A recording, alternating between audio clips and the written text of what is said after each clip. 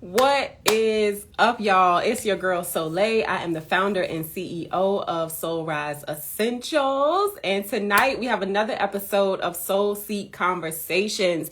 This is episode number 7. I want to thank y'all for being here. We're going to be interviewing Terence, doctor, tonight. He is a thriver. Happens to live in Richmond and Virginia, where I live at as well. So I'm just going to make some announcements real quick before he hops on at 7 o'clock. Give y'all some time to join us. Come on up in the room. Come join us in the soul seat. But I want to talk to y'all about some things real quick. So I feel like I need to get, reacclimated with this whole Instagram process. It's been a little minute since I've been on live.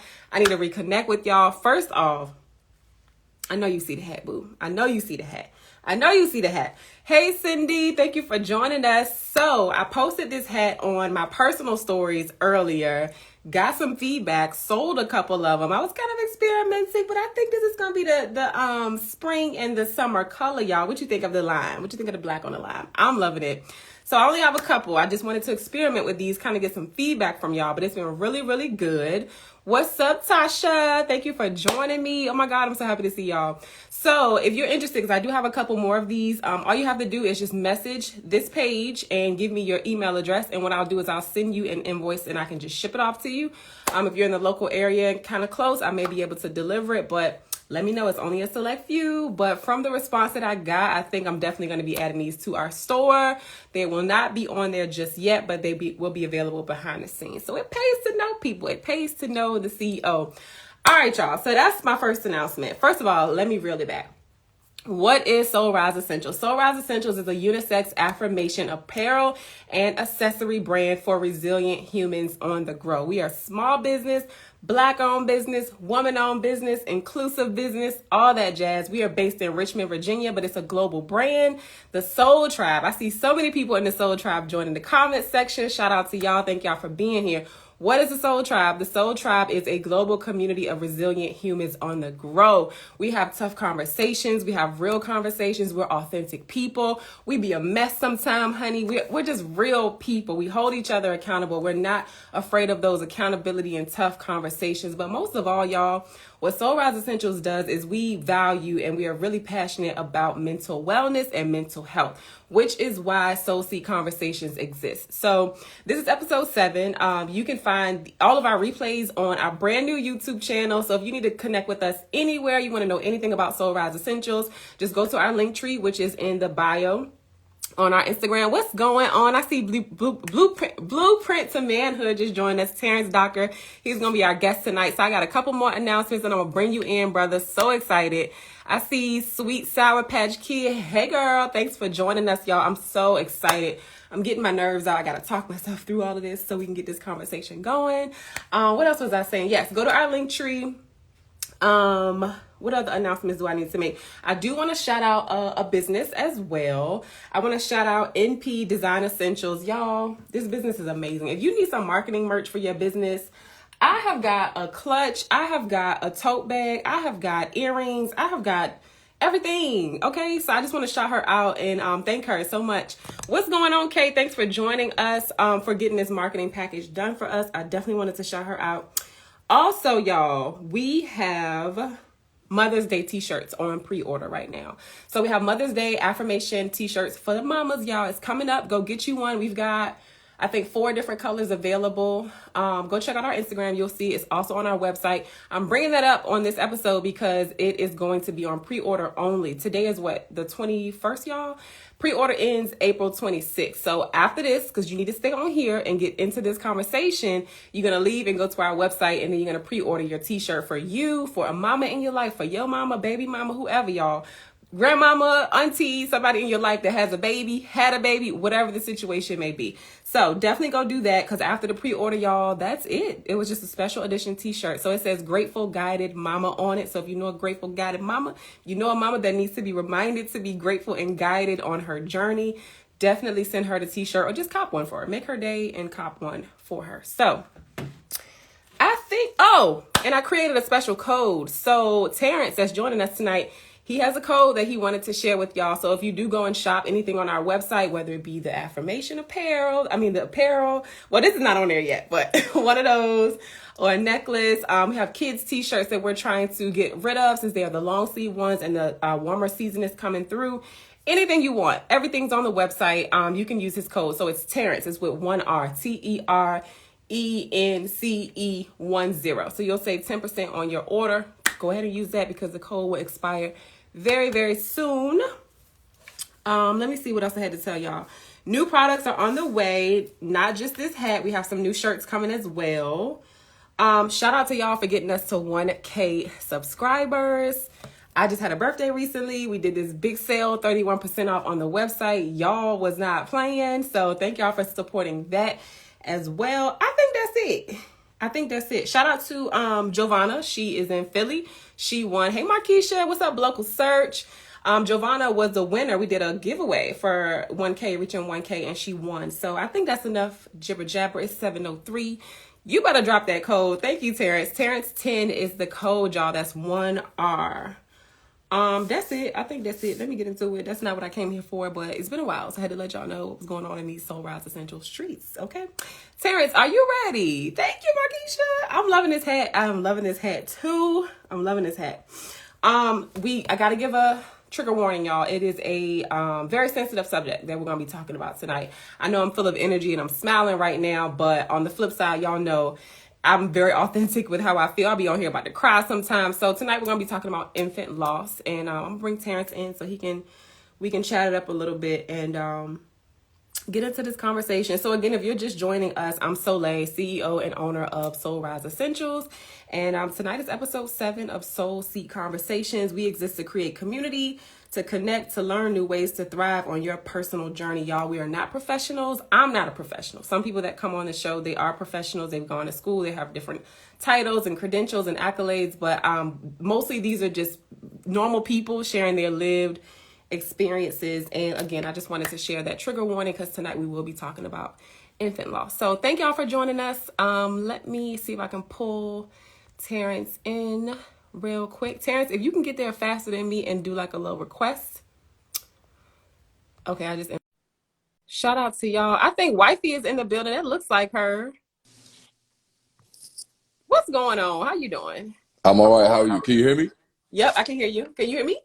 Absolutely. Absolutely. How you doing? I'm here. Cannot complain, okay? Got a lot going on, but it's good. Good stuff.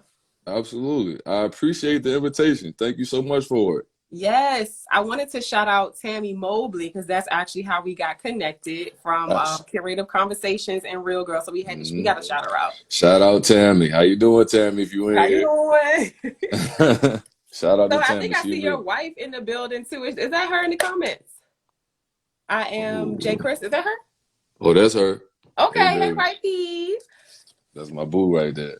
I love it. So, Terence, Mr. Terence Doctor, tell the people who you are. Wait, can I do a little? I wrote down some notes real quick, and you let me know if I missed something. Go ahead. All right. So this is what I've gathered so far. So you are an author, a writer, a father, a husband, a founder of Blueprint to Manhood, and a community activist. Yes. That's everything. That's everything.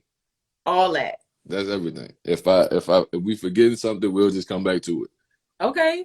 Well, yeah, that's everything.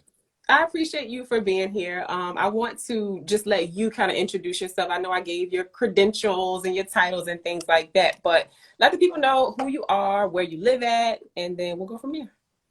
Oh, well, once again, I definitely want to thank you once again for the opportunity to be on your amazing platform. My name is Terence Doctor. I'm born in Queens, New York, relocated to Virginia when I was about 5 or 6 years old. Spent the majority of my life in Hopewell, from Hopewell, Virginia. Graduated there in 2004. I am the father to 3 amazing children. One is in heaven already. My queen, Joni. My queen is Joni. I'm a father. I'm a husband. I created a nonprofit called Blueprint to Manhood that focuses on mentorship for young men ages 7 to 17. Pretty much it just talks about walking with them in their journey into manhood, providing different topics and sessions, and just more so just to promote manhood. I also wrote a book I released my first book called Please Give Me a Dollar. I wrote that and published it about 3 years ago. It's pretty much my journal of life lessons made public. I started writing at an early age. I started writing when I was about 12 or 13 years old. I grew up somewhat in a neighborhood that kind of, I needed to find a way to be able to get my feelings out. So I journaled. So I didn't tell that with too many people. You know, certain things, as you know, certain things you just have to keep to yourself. Some things you can't tell everybody on. So as a child, you know, I just Right. focused on, and plus I didn't know how those around me would react to me telling them that I was writing. You know, I think I told a few people and they was like, oh, that's for girls. So after that, I just kept it to myself. Yeah. I published the book, in 2019, and it's pretty much my journal made public, in which I talk about a variety of issues that I go through. I talk about, and it's like a book of wisdom. So it's no chapters, just a straight flow, easy read book, broken down into like paragraphs. I don't like long books. I'm not against them. I like fairly short story type books. So Yeah. pretty short. What else? What am I missing? Extremely active in my community. Extremely active. I've been active in the community for pretty much as long as I can remember. Okay. I just believe in being the change that you know, we need to see in our communities. I cannot control what other people do. However, I can control what I do. That part. And I love to see positive representation within our community. So definitely try to be a positive example for the community, especially the young people. So I'm currently in school. I'm getting my degree towards Christian counseling. Okay. Then after I finish that, I'll probably go back. Like I said, it's definitely a journey. My college journey started in 2004, but you know, like so many that can relate, you know, sometimes when life hits you, it hits you. So my college journey started in 2004, but you know, God willing, I get the opportunity to finish off, like I will essentially be getting my degree sometime within the next year. Okay. So you're So not a counselor yet, but you're in school to be a Christian counselor now. right. I'm in Okay. school to be a Christian counselor now, and then I will probably go back to get my master's. I'm not. It depends. Okay. I don't Okay. really like school, to be honest with you, but I have to finish because I have to be. If I tell, I can't tell my children the importance of education if I gave up on mine. So that's the Exactly. main reason why I continue to just to get through with school. So, and plus just to be that positive representation for those in the community. So, and Yeah. I'm loving that. you don't really see too many black men in the counseling fields or in schools and stuff like that. So And a that's Christian another reason. counselor at that. Right. Yeah. Yeah. So Okay. I think that's it. If I Okay. miss something, I think I'm good. So you did share about you being, of course, a son, a father. Talk to us about your family. So you have three children. One is in heaven. What's her name? El Amor Doctor. That's my princess. She was born on March 31st of 2021.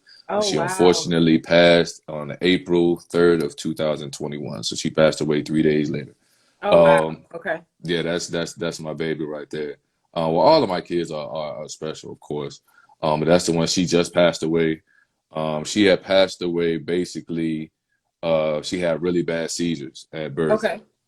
Well, but before you we tell me that story, I want you to tell me about your other two kids, and then we're gonna get into okay. that story too. Okay, Sorry. okay. So my oldest, Cameron, that's my guy. That's if I could be honestly, if I could be like anybody, it would be him. Mm, Like he is essentially, he's 14 years old. hmm. He's essentially me had I really fully applied myself at his age. Wow. He is extremely smart, extremely talented. He tries a lot of stuff. So he loves music. He loves band. He loves history. He loves so much. And he was able to do so. He's able to do so much because he's not afraid to do it. Me Mm, growing up, I played basketball. So for me, hmm. I just love basketball. Everything was basketball. I didn't want to do anything else. Like granted, I did music. I tried music every now and then, but he is very good, very smart, has a 3.8 or Oh, wow. 3.9 in school right now. Is he in high Headed in, school already? he's headed into high school next year. Okay. He's a part of the Junior National Honor Society. Okay. Probably going to do dual enrollment. Like that's my guy, man. He is literally the main reason I wanted to get back into school. Yeah, I When love I it. saw how well he does in it, and it's like, man, it would be great for us to just graduate together. Like it Yeah. would be great for us to, because like I said, as a parent, like I want to be a positive example, especially to those in my household. Or even though he's not in my household, he's in another state. That's still my son. So it's like I want him to look and see, you know what, I'm going after my education, and my dad is going after his education too. So Yeah. that's my guy, man. That guy there, man. Because when he was born, he caught me in such a pivotal stage in my life, Hmm. being a young dad. So I found that I was going to be a father at 20. Oh, wow. So, You were and still a that, kid yourself. exactly. Yeah. So when I found out he was coming, it was, I tried my best to do, at that point, you just trying to, that no longer you could live for yourself. So now I Hmm. was like, okay, I got to do something different because Hmm. I got a little one. So Hmm. I'm proud of that guy. I love Peyton, that. Peyton, Peyton. My 4-year-old Peyton, she Oh, Lord, is say less. You said 4. 4. Yes, yes, yes. She is just a ball of energy. She is amazing. She, just like her brother, is extremely smart. Hmm. We're in the stage of um actually. So that's what she, like, you tell her Oh, something, yeah. she'll Well, be like, actually. well, actually. So we're in that stage. So it's a lot of what actuallys. It's a lot of questions as to, we'll say something, she'll ask why, and then Hmm. like she'll try to outsmart herself in certain situations. So she's in that stage. She's extremely smart though, extremely Hmm. smart, extremely beautiful. She is a miracle Oh, baby as well. yeah. But she is just precious. Like I said, she keeps me on my toes. She keeps Yeah. both of us on our toes. So Yeah. she's just, man, she's 4 years old. She's gonna be 5 this year. So I love it. I love time it. is flying. When you have It is children, that's when definitely. you notice how time really flies when you have children. I It's had that like, same thought just yesterday. My son just turned 3 too, and I'm like, I remember when I was holding you like uh-huh, in my two hand, like uh-huh. it goes by really really fast. I love how proud, like you seem like you are a very proud family man. So I really Hmm. wanted you before, of course, we got into your story Hmm.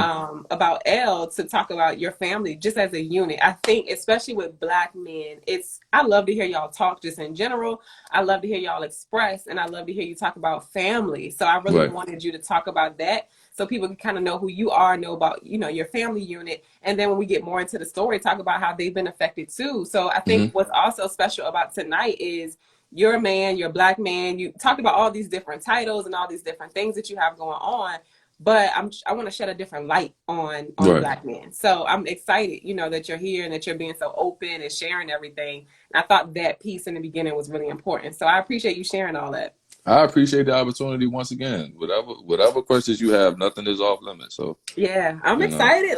Let's get into it. I want to make sure I am not leaving anything out. So we talked about your family. How long have you Mhm. been married?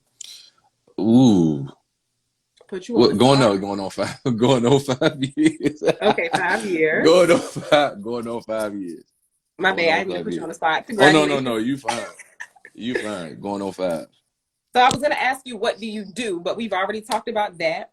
Hmm. Yeah, let's talk about Elle. So it sounds like you said it's been a year. She just had a birthday. Hmm. Um, talk to us about it. So it was during the pandemic too. That's a lot. Right.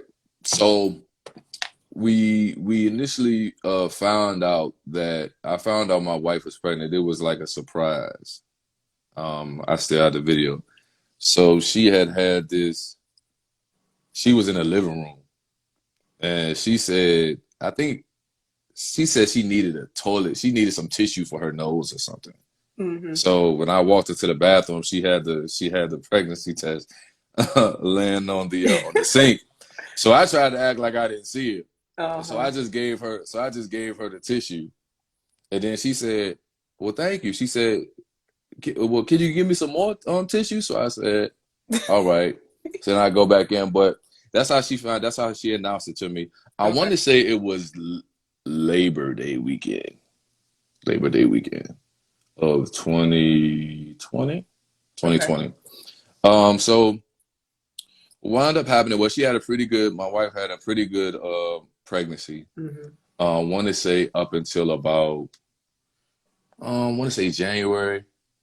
But even a little bit before then, she would have certain images and certain movements the doctors was looking for. Because you know how sometimes well, babies can be stubborn doing ultrasound, so they don't get Uh-huh. the proper, like the doctor might try to get a picture of this side, but the baby doesn't feel like moving. So, you know, they'll just say, oh, well, we'll just set up another appointment to come back so maybe we can get the other side. So for the most part, Elle was doing that for the most part. She was kind of stubborn, like she wasn't moving on a certain side. So what we wind up doing was I wind up knowing I wind up knowing the sex of the baby before, and my queen didn't know. So I thought about telling her, but I was like, nah. She said she wanted to wait. We'll just wait.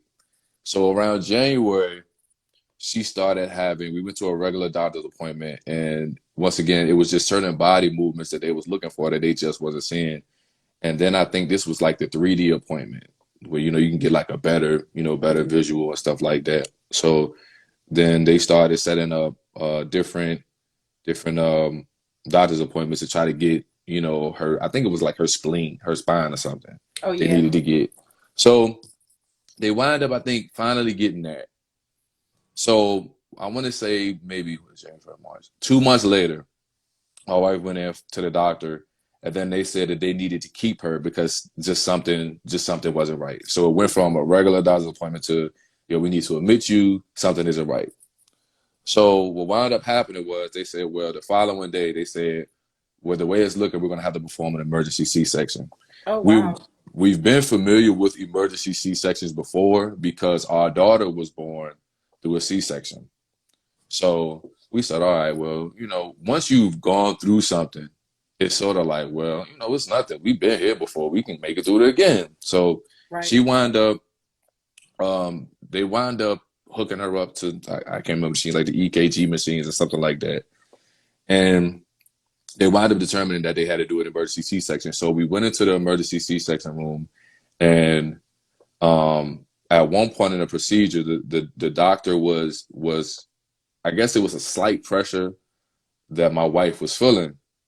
So I remember her making like a noise, like it was like an uncomfortable sound. So the doctor said, "It's all right. I know you can feel a little pressure." He said, "It's all right." He said, "We're sewing you back up." So I was like, Wait, "Wait, so the baby wasn't coming then? right." So I was like, "Hold on. Like I know I'm not, you know, crazy, but if he say you sewing her back up, then that means the baby's out." So Oh wow. so Elle did come out, but she didn't cry at all. Like Oh wow. it was no sound, no nothing. So one of the nurses, so mind you, of course, like I'm sitting right next to Joni. So I'm trying not to show nothing. So I'm sitting there and I'm looking at her just like this. Like straight face, no panic, just, you know, because for the most part, my emotions, I'm kind of like mellow anyway. So I'm kind of looking into my mind. I was like, hold on, something isn't right. So I'm looking at her, but I'm telling her, you know, everything's gonna be good. We're good. So one of the nurses comes over to me and they said, yeah, you know, the baby's here. She's over there on the table if you want to see her. So I said, okay, cool. So I get up and I go around the table, and it's about, I want to say about four doctors, and they have the little breathing things. I don't know, the bag that they squeeze that they put to the nose. I forgot what that's called. Mm-hmm. So they were using that, and her eyes was closed. But from what I saw when I went over to the table, like her hands were very tight. They were like this, and her feet were kind of tight too. So they said, well, do you want to hold her? I said, nah. I said I leave the first hold for the mom because I feel like the mom deserves it.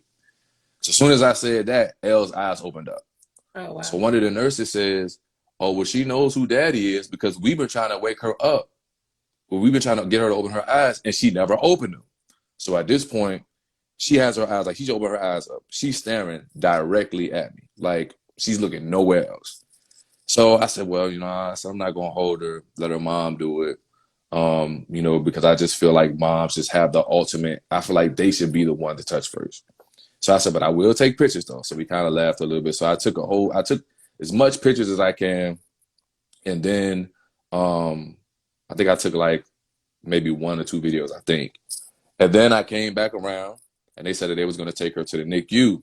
So when I came back around, I told Joan, I said, yeah, she's over there. And I said, man, she looks beautiful. She looks beautiful. So this was day one. So we going. So later that night, Someone says, um, how far along was your wife? 35 weeks, Oh 35 wow, weeks, so she was pretty far. right, which was the exact same, what was it, the exact same time that our daughter Peyton was born through Peyton. emergency C-section too. So Mm-hmm. 35 weeks was for both of them. Mm-hmm. So we went to the NICU, and they had like wires all hooked up to her and to her brain and stuff like that. So essentially what they said was, they said that the reason that we had to do the emergency C-section was because Elle was essentially having seizures inside of my wife, and no one knew. So she was Wow. having seizures and no one knew. So they said they're going to give her medicine, and the medicine should, in hopes to calm down the seizures. Because when I saw her on the table when she came out, like she was like jerking a little bit. So during those ones, I think she was having like little slight seizures. So they said that the machine that they hooked up to confirmed that she was having seizures. Mm-hmm. So they gave her some medicine. I forgot what the medicine was called, but they said it was going to decline the seizures. Mm-hmm. So this was day one. And then they gave us a pep talk, and they was like, well, we just kind of want to just let you know that, we're almost pretty positive that, once your daughter makes it out of here, that she's going to need, like, she's going to like prepare to be able to pretty much assist your daughter through life. So we don't know what her disability is going to be, Wow. but we just know that she's going to have some form of disability. So we're like, well, we don't care. It is what it is. Like, that's our child. So it's like, whatever we got to do, do it. And plus, along with everything else, it was so much that was going on with her. But the main thing that they was trying to calm down was the seizures. I think they said something about scoliosis and something else. So she had a couple things that were wrong with her, but they were trying to mainly calm down the seizures. So day two, the seizures had calmed down a lot. And she was doing really good breathing on her own. Like really, really good breathing on her own. She was doing so good breathing on her own that the doctor said, to be honest with you, she doesn't even need it because she's breathing really good. Right. She's breathing really good. So, of course, like we were able to visit the NICU, and it was kind of difficult because, like you said, like due to COVID, one of us could be in there at a time. So like my wife might go in, she'll spend some time, then I would go in, and kind of, talk to her and stuff. So y'all couldn't even have any time with her like together because of the pandemic. Right. It was fairly slight. It was fairly slight. Like we could, but it was very limited. And I guess depending on like the nurses that were there, I guess. Okay. Because like for the majority of the time, like I think they was trying to figure out what was going on with Elle. They didn't know. They just knew certain stuff. So this was day two. Day two, things were getting better. And like I said, we weren't intimidated by NICU because with Peyton was in NICU for 19 days. So it's like, once again, if you've been here before, it's like, all right, well, it's nothing. We'll make it through. I'm sitting here, telling Elle, I'm like, man, when you make it out of this, you're going to have one heck of a testimony. Like, this is crazy. So just kind of course, like knowing that, all right, yeah, this is not the way it's going to end for you. So day three hit. Day three, it was, once again, started out fairly well. The nurses was giving us updates, but they were saying that her seizure level was still down, getting better. So once again, that was something that we were proud about because we knew that that's what we wanted. We want her seizure levels to come down. So at this point, it's like, I think my wife was making some breast milk. So she wanted me to take it down to NICU. So I wound up taking it down to NICU. And they got a little little doorbell buzzing things because you can't just walk in a NICU. Like you have to be buzzed in or something. Was your wife also still in the hospital too? Yeah. She was still in the hospital. So by the time when I left out of her room, like we were literally right up the hall from NICU. Okay. So she was still in the hospital. So I go down to the NICU and I ring the doorbell. So I'm going in, and as I'm going in, like I could see two doctors from my right. Like they came towards me and they met me. So I couldn't go all the way in. Mm. So I was like, okay. So I said, well, I just came to bring this for Elle. They were like, okay. So they said, so listen, we just want to let you know that Elle had she had a brief complication, but she's fine. Like we, everything is everything. Like we're just gonna prop her, like get her back to where she needs to be. But she just had I think they said that she might have had a seizure or something they said, but they said, everything's gonna be fine. So I'm like, okay, cool. Mm-hmm. So when I came back, when I left out of the room, like once again, like I knew something wasn't right, but I was like, man, I'm not gonna tell my wife yet. I'm just gonna they said it's cool, so I'm just gonna sit back. So I go back to the room. We wind up ordering some Wawas. Like Wawas like off a DoorDash or something. Mm-hmm. And then my wife was talking to one of the nurses and they was having like a really good conversation. Like they was just talking for like a good hour just about life and stuff like that. So when I went downstairs to get the sandwich, I came back upstairs. As soon as I sat down, it was like I want to say like 3 or 4 nurses came to the door. They was like, listen, you guys have to be by your daughter's bedside like right now. So one of the nurses like literally lifted my wife up and put her in a wheelchair. So they're wheeling us into the NICU. And the NICU, of course, if anybody has been in a NICU, is not really especially in dark. It's like, it's dark. So only thing you'll see is like, you might see little lamps like here. The majority of the light you may see from machines, from off the, machines and stuff like that. So our daughter was in the first bed, like to the left. So when we walked in, it was about, I want to say like 15 doctors and nurses like standing around, like around her bassinet, I want to say bassinet or something like that. Mm-hmm. So we're going in. So as we're walking in, like I'm seeing them trying to bring her back. Like I literally see them trying to, like I see the doctor performing like CPR with them. So I'm just sitting there and I'm stuck. So then one of the doctors comes to me. At this point, my wife Joni, she has like her head over her head. She has her head down and she's just crying. So I'm just standing there and they asked me if I wanted to sit down and I said no. I said I want to see her. So I'm fairly tall so I can see over everybody. So I'm looking right at her. So like they're trying to bring her back. So then one of the doctors says, well, we just want to let you know what he said. What happened was Elle had a really bad seizure. And her seizure was so bad that it closed up her throat. He said, and so what we were essentially trying to do was we were trying to get the breathing tube back inside of her. But we can't because her throat is closed shut.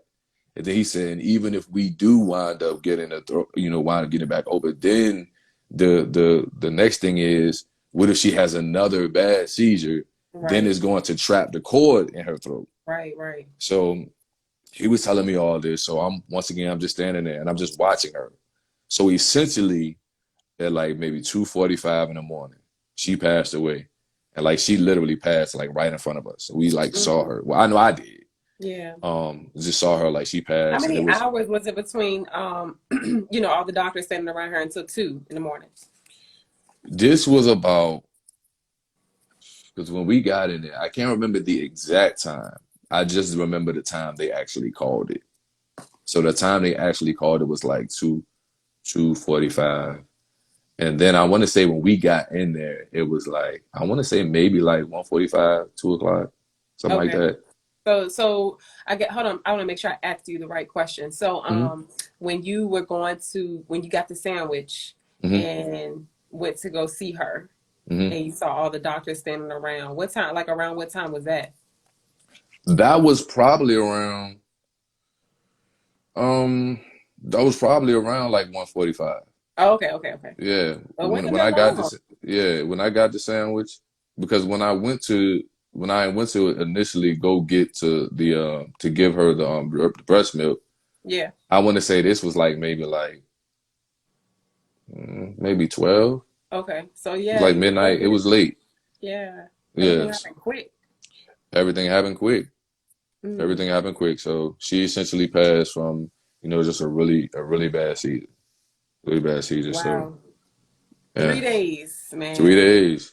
3 days. So where are y'all at? That's a lot. Like to experience that during COVID, you know, the Mhm. whole setup. I'm glad you were able to even be there because I know a lot of hospitals, depending on where you were at and the height of everything, you know, where you were in that process, sometimes fathers couldn't even go. So experiencing that during the pandemic, you can't see the baby at the same time. Mhm. Everything happening so quick. And from the beginning of your story, it sounds like doctors kind of knew what was going on, like from jump, but they were being, you know, poker faced the way they have to Mhm. be. They don't want to panic because they don't want you to panic. Because Mhm. that's what I was picking up on when you first told me the story. Because even when Mhm. they pulled her out, they didn't let you Mhm. know, well, she's out and she's not crying. Like they kind Mhm. of, I don't want to say withheld. That's the wrong word. It's a reason why they do what they do, but Mhm. that's a lot, you know? So Yeah. So, what steps as a family, like, where do you even go from there, you know?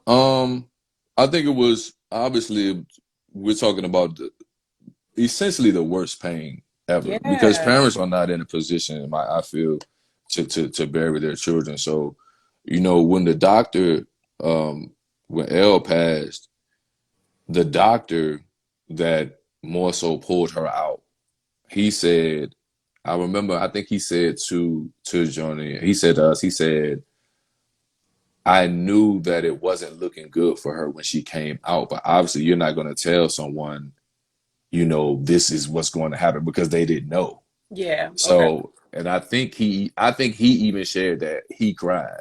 Like Mm. once we all left, I think he said that he cried.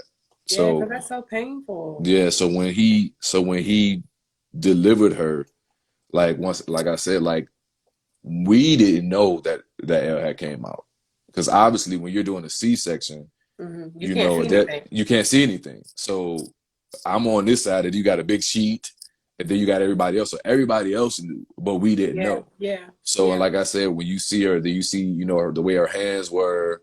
You see, you know, the way her feet were. It's like you just don't know. So that's why, and they wind up hooking her to a whole bunch of tests and stuff like that. So, you know, their whole goal was to, you know, try to focus on like, you know, just reducing her seizures. So Right. I want to Right. say we never got to. I think I heard her make like one sound, but it was like a light sound. But other Mm. than that, we didn't get to hear her cry or anything. So it was Yeah. for as quick as we welcomed her in. You know, we had to, you know, a few days later. So, Right. um, how do you go from where do we go from there? Uh, We got some comments while you're thinking about that. Natasha says, thank you for your transparency and sharing. And Natural Queen Essential said, yes, thank you. Woo. um, listen, the goal. That's why I said I thank you for this opportunity because there are so many parents that are experiencing and have experienced, unfortunately, the same type of, maybe not the same process of how their child Right. passed away, Right. but you know, this affects like so many parents. Yes. And And this gives families, you in know, families, you right? have another daughter, a 4 year old, and a Hmm. 14-year old Right, right, son. And it's like, you know, one day mommy's pregnant, and the next day baby's supposed to come home. And right, when you get home, baby's not with you know. So that's a right, lot. You dealing with right. that grief. You all dealing with it individually together as a married couple. And then you got to go home and figure out a way to tell your other kids that Man, that's a lot. that was the longest drive. Hmm. That was the longest drive to like leave the hospital. Cause I almost, I almost passed out twice. Mm.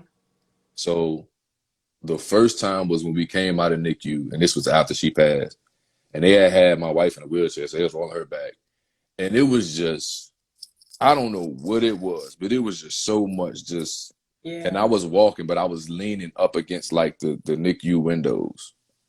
And I remember like I think it was a doctor that came behind me to kind of like put their hand on my back, but I Yeah. almost So you passed out needed like some twice. support in that moment. Absolutely, because I never Yeah. felt it was an overwhelming feeling of emotion. I've never felt this before. Mhm. So, but that was like the longest drive. Yeah. So it was like we're pulling up to the house, and my mother-in-law happened to be here, so she was with our with With Peyton. Peyton. So Mhm.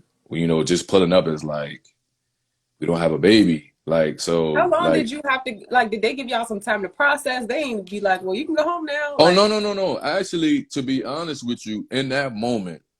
I remember almost every nurse and doctor that was in that room literally crying.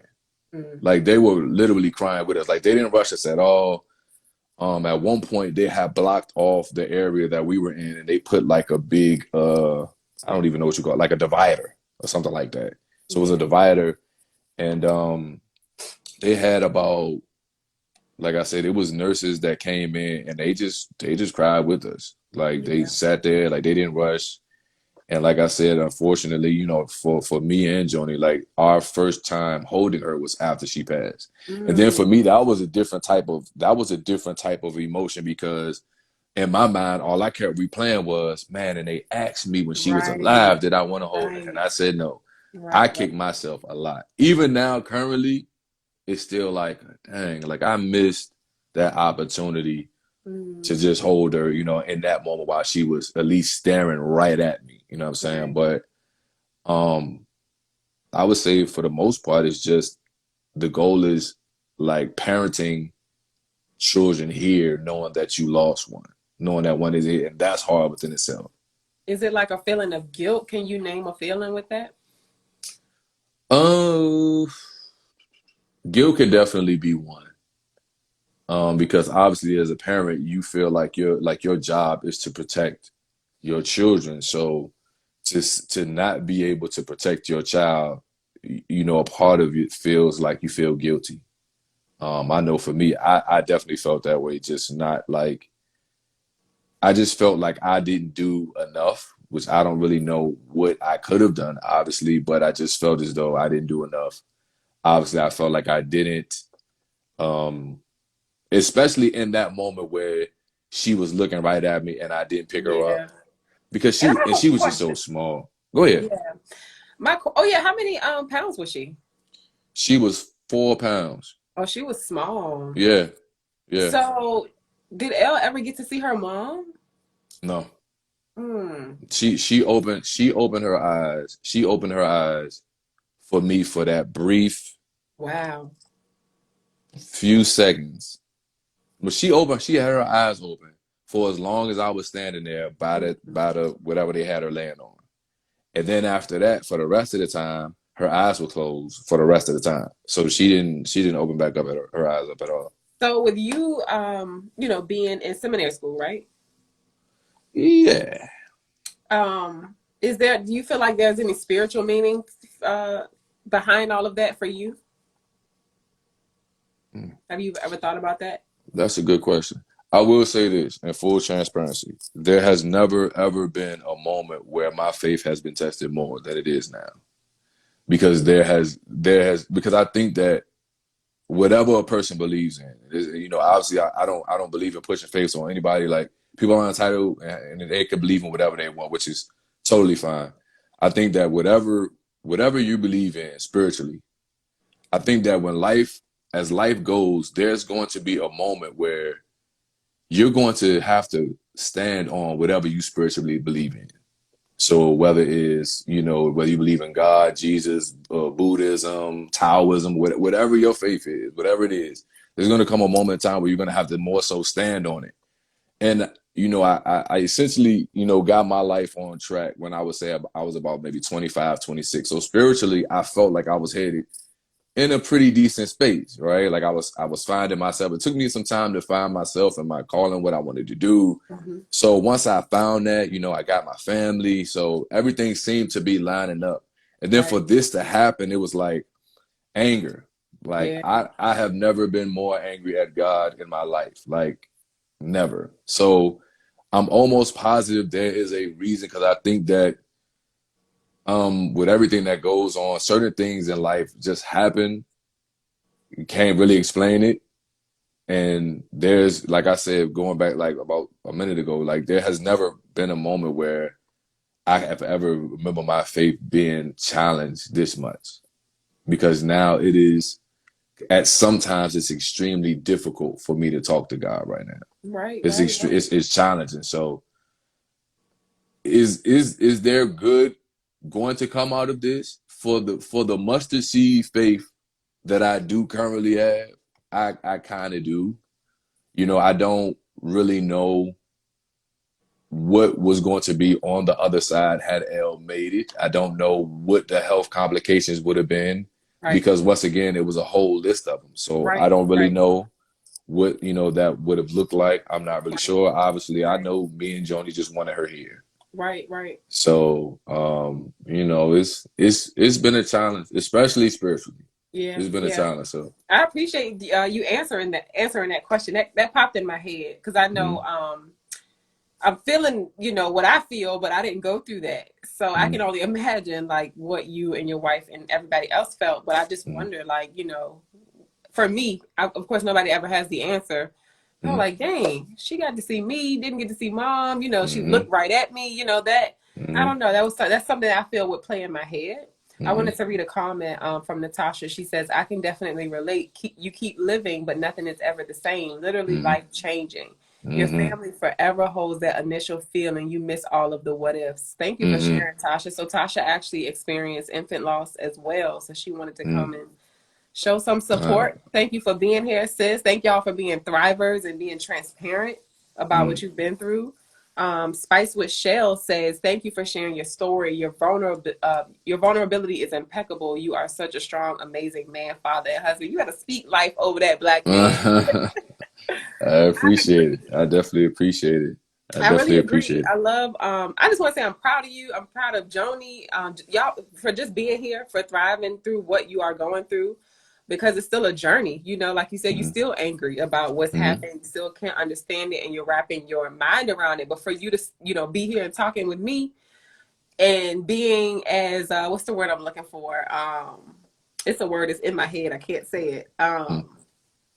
I want to say, I'm going to say vocal for lack of better word because mm-hmm, it's escaping me. Articulate. It's being mm-hmm, articulate, like you are naming how you feel mm-hmm, and going into the details, and we feel like we're there. Like that mm-hmm, is a lot. It takes a long time for people to get there in dealing with any type of loss or tragedy or trauma. So I commend you on that. mm-hmm, And like you said, you don't know, what could have happened, but mm-hmm. you're here, and I think somebody gonna be touched by this if they're not already touched by it. I know Yeah. I am, because just seeing you as a black man being transparent, just talking about your feelings. I was angry, I was upset, I almost passed out. Like that's powerful. That's not something that we see very often. And like you said, so many families have gone through this, are going through this, and they don't Mm-hmm, know how to process. They mm-hmm, angry, they going out and doing whatever their vice of choice is. But you like, I'm still in the community. I'm in this fight. I want to mm-hmm. be an example. So I just want to say I commend you for that. Well, I appreciate it. I appreciate Okay. it. A lot of hard work. I see. Support groups. I was just about to ask you that. So we're going to get into that part of your story too. I'm going to read a Okay. couple more comments. Just Jazz says, it's honorable. It takes courage. B. Benson, Miss Beth says, continued prayers for you and your family. Shout out to Genevieve. Thanks for joining us. So I did take some notes real quick because I Mm-hmm. definitely want to go in the direction that you were just talking about. But I want to make sure I didn't miss anything. I do want to talk about Peyton and Cam. How have they been Okay. affected? Woo. So Cameron. So when I told him, I was like, he stays out of state, so he stays in Florida. Okay. So when I told him, I remember saying to him, I said, man, Cam, what you doing? So he was like, I'm playing the game. I said, look, I need for you to stop the game. Like, I said, where your mom at? So he was like, she's in the living room. I said, listen, I need for you to pause the game and just go in the living room. So he went in the living room. So then that's when I told him, I said, unfortunately, Elle, passed away. So I remember him like just being stuck. Like I remember his body was like he just, it was almost like the phone glitched and it's caught him just like this. He Mm-hmm. didn't move. So I said, um, I obviously had a loss for words. I don't really know what to say, but she didn't make it. So then I remember his mom saying, "Oh my God, I'm definitely, oh my condolences to you guys. Oh my God, da da da." So I remember with him, it was just he was just stuck. So when I currently check in on him now, he's saying he's doing good, which he could be telling me a story, or he could actually be doing good. For me, like I said, like we're so much alike. Mm-hmm. I know when I said I was doing good, it just depends. Like sometimes I may actually be doing good, sometimes I may not. Sometimes I may not feel like sharing my feelings. So, I've Yeah. always, let him know like whenever you want to talk about it, whenever you want to talk about it, we're definitely I'm definitely open for you to talk about it. If you just want to talk about, if you're angry, you're upset, whatever you are, I just want to let you know that you have that space to talk. And I'm almost positive whatever you say, I'm going to relate to it 100%. And even if I don't, because here's the thing, like as a father, I could, like, unfortunately, I'm in the club of, I'm a parent that had to bury a child, but I've never been in the field of the sibling having to lose. You know what I'm saying? So I don't know what that feels like. So so he's, like I said, as 14, he's dealing with it, I guess, as best as he can as a 14-year-old trying to understand it. Peyton, same way. But Peyton is different because obviously, like, we're here, like we're in the same house. So she saw the pregnancy, the belly, belly, the day before, a few days before, we had to go to the hospital. Me put up the bassinet and me put up the little jumpy thing. I forgot the bouncer. Me putting up all that stuff. So she saw. So with her, it was like for a long time. It took her a while because she constantly would ask, where's the baby? Where's the baby? So with her, she's in a place now where she understands that L is in the sky. So I want to say I picked her up from daycare, like, I want to say it was like a few weeks ago. So yeah. So we went to for Elle's birthday, we wound up doing like a cupcake, I want to say giveaway at the park. So we invited a few people and we just shared cupcakes, had some balloons in the park. We didn't want to do anything big and stuff like that. So I remember going to pick her up, and I remember walking back to the car. And as I was walking back to the car, it was a family. And I want to say it was like two girls. It was a mom and like two girls. So we're walking back to the car. So then Peyton says, "See, Daddy, she has her sister. Why don't I have mine?" So in my mind, I was like, man, I didn't say this publicly to her, but in my mind, I was like, I don't know. Like, I don't know. And that's what goes back to the anger aspect of, especially from a spiritual standpoint. Because spiritually, sometimes, depending on what your faith is, you're taught, where God has all the answers. So now it's like, all right, God, well, if you got all the answers, let me ask you some questions. Like, I need to know why. But anyway, so, like she's coming to it from the standpoint where she knows that baby sister isn't here, but she sleeps with L's pillows. She walks around. When L passed away, we got like a big box that had like a lamb inside it, and I think the nurses got it for us. So we got like two boxes. We got a big box with a lamb inside of it, and then we have like a butterfly box where it has the clothes Elle was wearing, the blankets, and then they took a snipping of her hair, put it in a box, and all that stuff. So she'll walk around with the lamb all the time. Like, she takes the lamb with her everywhere. So she still, constantly, talks about Elle. So once again, like, anytime she wants to talk about her, like, me and her mom are just, for the most part, just sit back and just let her talk. So like with her and Cameron, I feel like they're both handling it the way they best can. The best way they can. Exactly, because we're all trying to the best way you can. The best way we can. So I can't really say that wrong. Woo. Okay, so as you said, maybe 15, 20 minutes ago, or as you said earlier, I'm sorry, because we're married, we still have different emotions. So we grieve together, but we're also grieving separately. Yeah. I would say for me, I literally cried every day from April 3rd of last year until, I want to say, February 17th of this year. So I cried every day. At some point, I cried every day. You know what I'm saying? And I know, like, my wife is, like, once again, I'm coming from a grieving father's perspective. Right. But she's coming from the grieving mother's perspective. She's coming from the, oh my God, it's my fault. What's wrong with my body? Why can't it's so much, like, she has so many different feelings and thoughts and questions, and because it's the level. So now it's, she had an emergency C-section with Peyton at 35 weeks. Then she had another emergency C-section with Elle at 35 weeks. So now her question is, oh my God, why can't I make it past 35 weeks? Right. What's wrong with me? So it's a whole bunch of, you know, she has her own personal questions and her own personal feelings. But I will say with her, I would say that she's doing whatever that looks like, whatever her space is in that moment in time. You know, if she decides that she wants to cry, we often not laugh, but we often say to each other sometimes with us, it's like a tennis match. I can't really recall where we both more so cried at the same time, except for when we were in the hospital. Yeah. So it's like she might cry today, I might cry tomorrow. So when she cries, obviously I'm there for her. If I cry tomorrow, she's there for me. So, you know, it's still a lot to take in, but you know, for her, it's more so like, you know, she's coming from the grieving mother standpoint. So she's doing. I'm definitely not going to say that she's doing well. I think that she's just doing. And because we're both trying to learn how to grow around the grief. So whatever that doing looks like. I like how you put that. Yeah. Yeah. Man, thank you for sharing. Thank you, wifey, for being here and allowing your husband to be here to share y'all's journey. That's a lot, you know.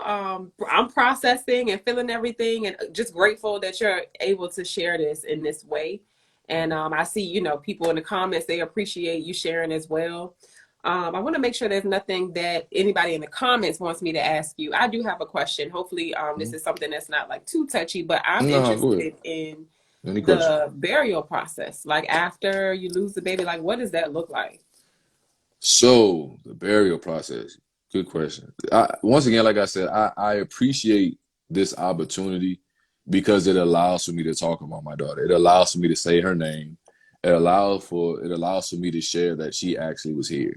That's right. So no matter how, you know, whatever question comes to your mind, let it rip.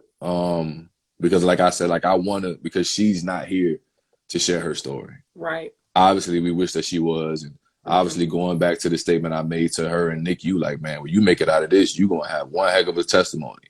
Well, you know, mommy and daddy, we're going to hold it down. You know, That's big brothers, sisters, like we'll do it. So like I said, I appreciate you, this opportunity. So the burial process, obviously everything about that was tough because, you know, we went to a funeral home. Like you don't really imagine having to pick out a casket for your child. What outfit for your child, like stuff like that. So we wind up not doing anything in the church. So we wind up doing a graveside. So we just wanted it to be in the graveside. So what wound up happening was we essentially named our daughter after my grandmother. My grandmother's name is Eleanor.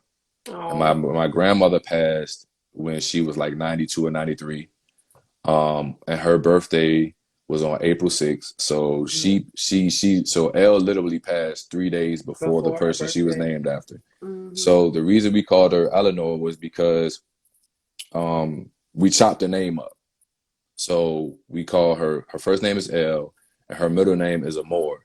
But if you say it together, it sounds like you're saying Eleanor. But we just wanted to put a little twist to it because I don't really know too many kids named Eleanor. So we said we're going to tweak this a little bit. Not in the new millennium. Not in the new millennium, right? So I said, all right, Eleanor. But if you say Eleanor, it sounds like you're saying Eleanor. So what we wound up doing was my mother-in-law said, well, you know, we was just having a discussion on where we were gonna put her.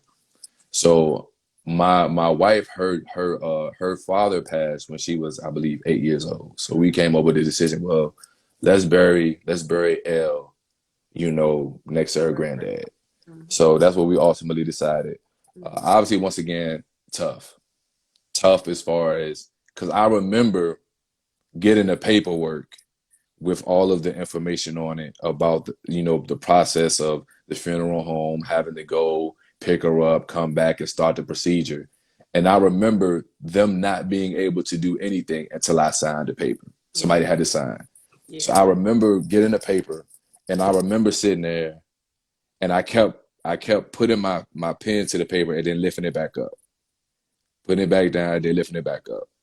So then I remember putting it back down, and I remember crying, just like, because in my mind I'm like, I can't believe I'm literally signing this piece of paper. Then Right. I lift it back up. Like it took me quite some time Right. to sign it, but we picked out a really nice casket for her, a really nice dress for her. She looked amazing. But it was tough because once again, as a parent, you're not really prepared to bury your child. So everything about that was like it was just we were kind of obviously you winging it, like you're doing it, you're doing it the best way that you can. Yeah. Yeah. So you know, so it was difficult. My mother-in-law was there, so um we all kind of knew like she kind of knew because she's a pastor, so she's unfortunately been to a whole Right. bunch of funerals. But the process of like getting her through, obviously our feelings just were all over the place. But Yeah. the funeral home did an amazing job. They honored our wishes. They were very empathetic to Elle, and made sure that she looked beautiful, which she did. So Yeah. yeah. Tasha says in the comments, how can we support your family? Oh, um, that's a loaded question. Right? Honestly, hmm, that's a good question too. Um, I would say if anything, especially just in life, just continue to cherish each moment, with your loved ones. Continue to cherish each moment. Um, Not to say that we took anything for granted. I don't think we did, but you know, at some portion in life, I think sometimes we all kind of get caught up in the moment where you're here 1 minute and then you pass. Like we ultimately know that, when you're born, unfortunately, everyone has to pass away. Everyone has to go. But it's just we don't know the time.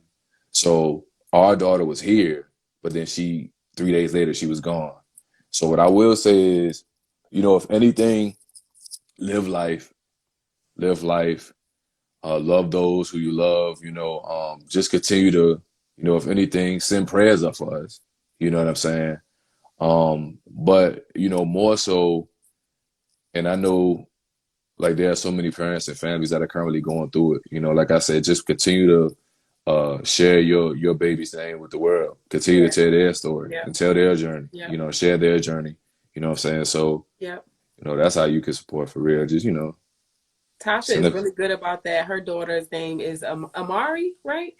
Amari. So, Amari. So I hope Tasha, let me know in the comments.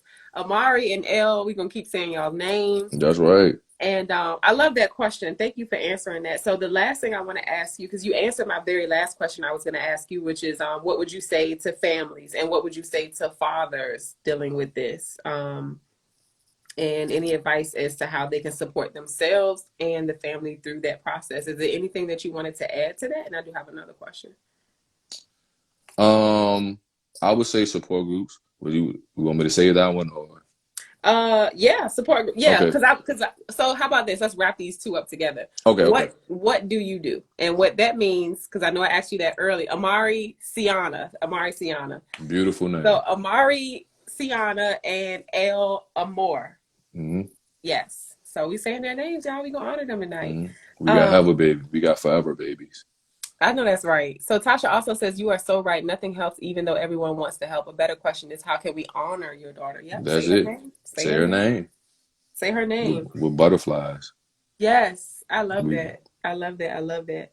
So yeah, what do you do? Meaning, how are you and your wife getting through this tragic loss? What are you doing to support each other? And I know that when we talked initially before doing this, you shared with me that journaling, you're a writer, you do free writing. You started that July of last year.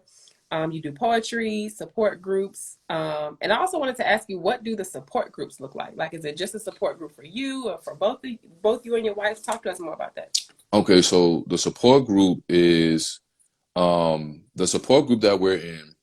Well, we were in a support group, it was about 8 weeks. So the support group that we were in, it was just specifically for other parents that had buried children as well. Mm-hmm. But it was closer to the it's closer to like newborn age. So we didn't have anyone in our group whose child passed away and they were like 12. So it was like closer to like newborn age, infant stages and stuff like that. Right. So it was a room and it pretty much in like the comment that you said, I think so a while ago about me being able to identify my feelings, that's essentially where I got it from. It's trying to learn how to understand that, you know what, it's okay to not be okay. If I'm angry today, I'm just angry today. If I'm upset, if I'm hurt, whatever, just being able to put a label on what I'm experiencing and what I'm going through. Because for the first time in my life, I'm literally having to grieve in a manner because the emotions are so difficult. It's so heavy. Like I know what it's like growing up, losing friends to gun violence or losing family members to whatever, but I've never felt this level of pain and emotion. It's overwhelming. So I had to, well, I would say this, my grandfather died when I was 16 years old. He was literally my superhero. I put him over everybody. Like he was just it for me. When he passed, I didn't grieve him the right way. So my life kind of spiraled out of control from the moment I was 16 until the moment I decided, like, listen, enough is enough, right? So I felt like I had to get to a moment where I'm responsible for my own healing. Like nobody else can really, might assist me or refer me or recommend certain things, but I had to essentially take responsibility for my healing. So I know with this pain, like with L, like I knew I wanted to do it in a manner that was healthy. Right. I don't want to turn to drugs. I don't want to turn to alcohol. I don't want to turn to none of that. I want to be able to do it in a healthy way because I owe it to myself and I definitely owe it to my family to, be in a space that allows me to identify what I'm feeling. Yeah. So the support group that we was in was 8 weeks. And then my wife, she does individual counseling. And then I also do another support group. It's online as well. So I attend that. I think I only missed like one session. That's online. So like I said, I would say that if anything, it is giving us the tools to mainly identify what we're going through and understand that grief doesn't, in essence, it doesn't really get bigger.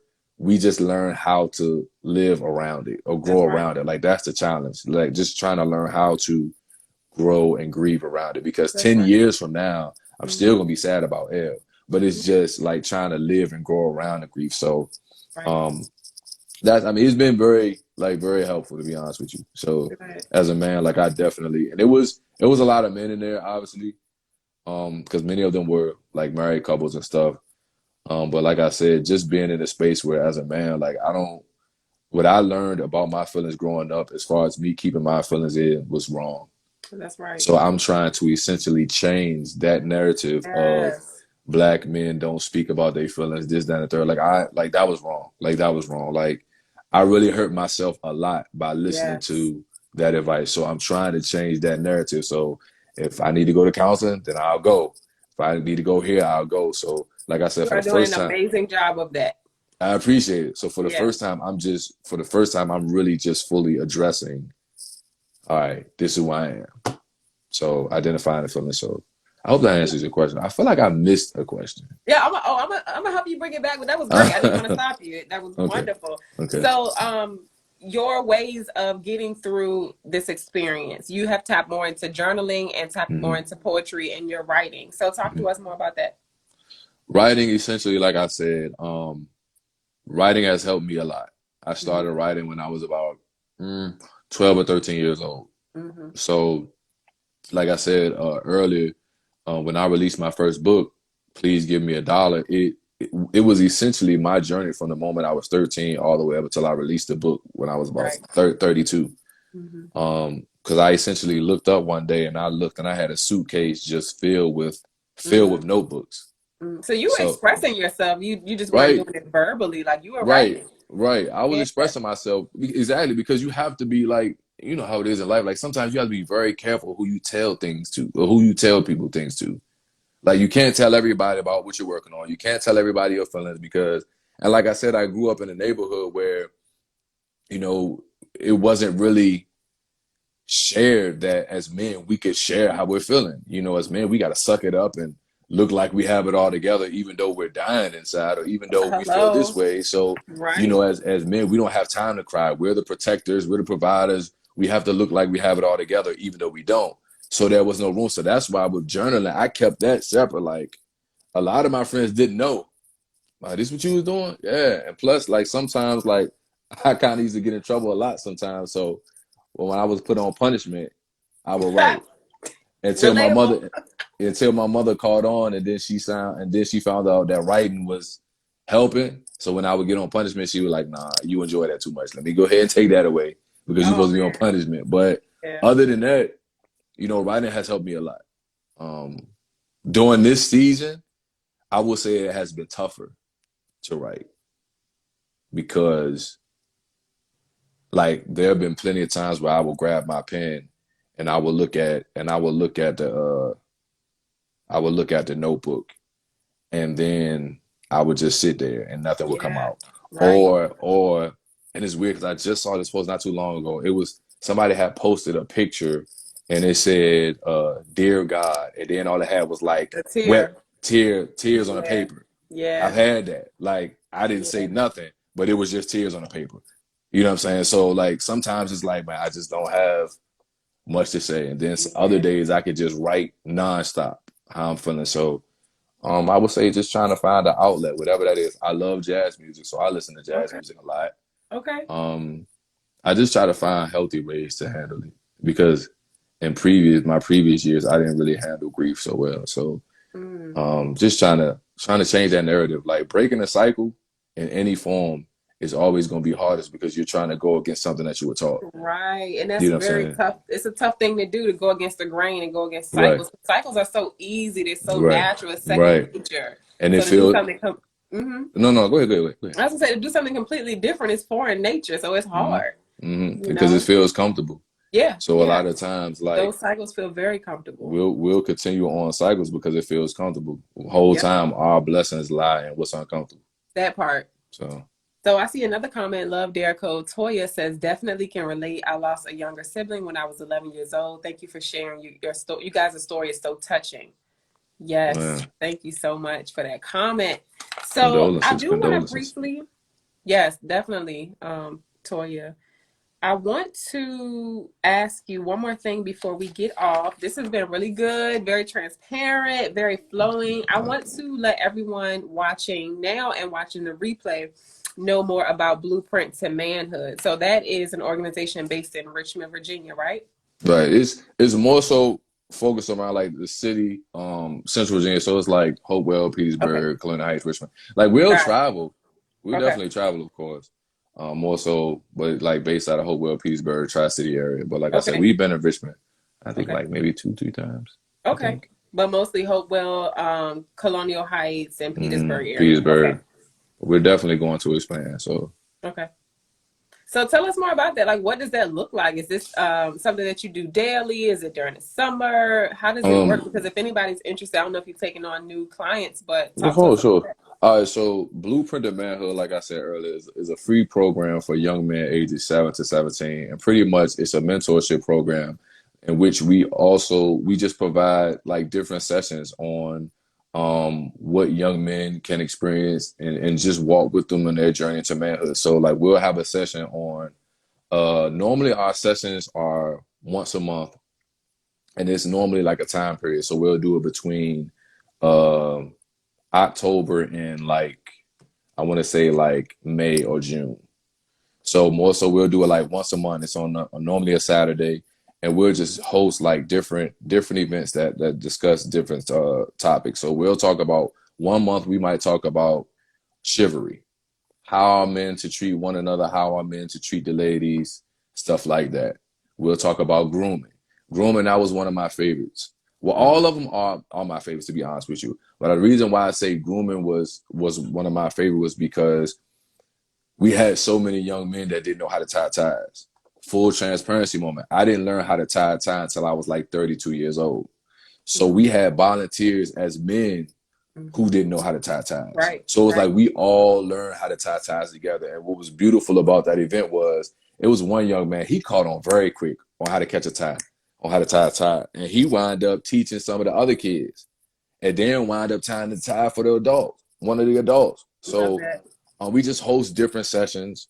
Like I said, due to COVID, we haven't really been able to really do too much. And obviously with, with personally, me grieving, it took it's taken a while because for first, like when Elle passed away, it took me a long time to even really look at teenagers.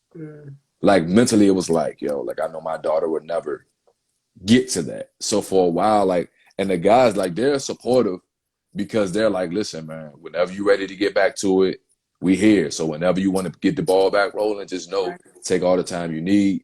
So we were originally gonna start back up the same month in El Pass because we had a meeting in March. So we were literally going to start right back up because obviously when COVID hit, we had to kind of see what was going on. And obviously the guys that volunteer with us, they're not just volunteers. Like those are my family, those are my brothers, and they have families too. So I'm like, man, listen, if there's something that I'm not going to let anything impact, like anything safety wise that I feel is not right, we just not going to do it. Like I don't feel bad about it, but so we're active like on the page. So like if you follow Blueprint of Manhood on Instagram or you follow Blueprint of Manhood on Facebook, like you'll see we may not be doing something, but it's a whole bunch of resources that we stay posting stuff all the time. So the goal for us is to pick back up this year. Like I said, it's a free program, and it's just a mentorship program that we have volunteers that we want to make it so that when a young man comes into our program, they can look at one man and say, you know what, I can relate to him.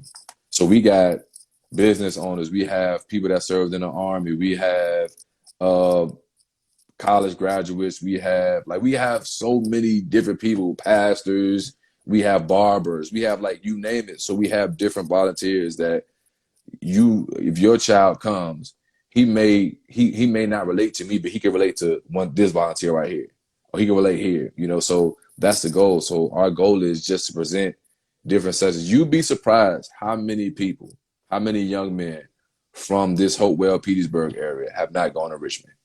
It would be surprising to just very surprising. A lot of young men haven't been to Richmond, or they haven't been to Fredericksburg, or they haven't been. So the goal of the program is to create bonds, to create mentorships that will allow young men to, see different areas, different. do something different. So and not just something different, but to see different people like that. I used to get in trouble a lot too, and I lived in Northside Richmond, and I would get on the bus and literally go 15 minutes away from where I lived, and it was a whole new world. So even if you can't go somewhere, bringing different people to them is impactful as well. So I definitely wanted to shout you out for that, and just thank you for everything that you're doing, because it's making an impact. It's definitely left an imprint on me, you and your family story, and I wanted people to know about Blueprint to Manhood too. So I know Tasha was asking, how can people support you and your family? I think that's one way too, by supporting what you're doing and what you're giving back to the community. So y'all go follow the page and stay updated with what he's sharing, and just connect with them. So when things are rolling back up and you have a teenager in that area, or you know somebody in that area that should be connected with him and Blueprint to Manhood, forward them to the page, to Facebook and Instagram. Right. That says branch out from their community. That is awesome. You're getting some love from Toya. That's right. This was amazing. We're going to wrap it up. It's been great. I could talk to you for another hour, but we both got families to maintain. Oh, man. Whatever questions you got. Yes, this has been great. And if your wife, if she wants to come on, tell her to hit me up whenever she's ready. No rush. I just wanted to throw that out there. Okay. But I, again, wanted to thank you for being a thriver and for sharing your resilient story with us. As y'all know, we shared this earlier. If y'all were not on here, if you want to shop any of our affirmation apparel, we do have a code that Terence wanted to share with y'all. What's the code? Terence, TERENCE, and the number 10. So it's Terence 10. Terence 10, y'all. So Sweet Sour Patch Kid said this was amazing. Toya says, thank you. We got some hearts and some strong arms from Travis. Thank y'all so much. What's up to Chef Haddon just joined us. I think that's it, y'all. Share this video with somebody if you made it to the end and watched it all the way through. We thank you. We know y'all have things going on as well. So this will be on our IGTV. You can also check out our brand new YouTube channel. This will be uploaded no later than the end of the day tomorrow. So you can catch it on YouTube as well.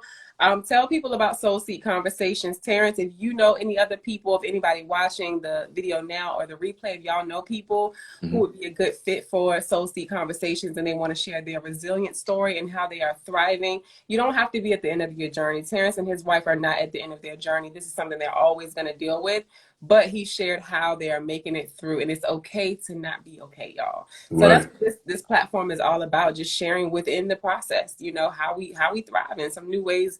You know, if you've never thought about journaling or any of the other things that he shared, a support group, now you know about it. So we just like to share resources, something for you to consider for your personal journey. We will see y'all next month for episode 8. Terrence, again, thank you so much. And y'all have a blessed night. Stay well, be well, y'all. Thank you again, Terrence. Thank you. Thank you. Thank you for having me. All right. Peace, y'all.